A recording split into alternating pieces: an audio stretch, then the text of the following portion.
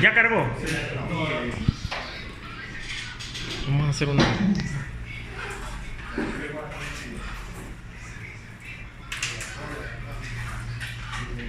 Ya.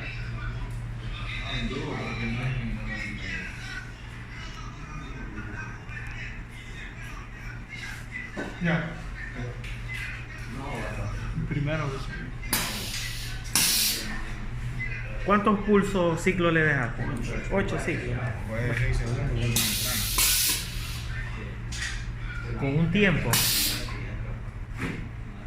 8 segundos fuera y después se entran.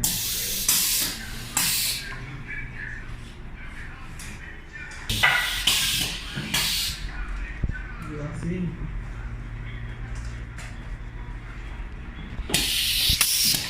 Entonces el ciclo es sale A, sale B. Un tiempo después entra A, no, entra B primero, entra B y después entra A. Después de una cantidad de veces automáticamente se detiene. Y en este caso fueron 8 operaciones. Se mira ahí, ahí se mira. Los diseñadores en programación.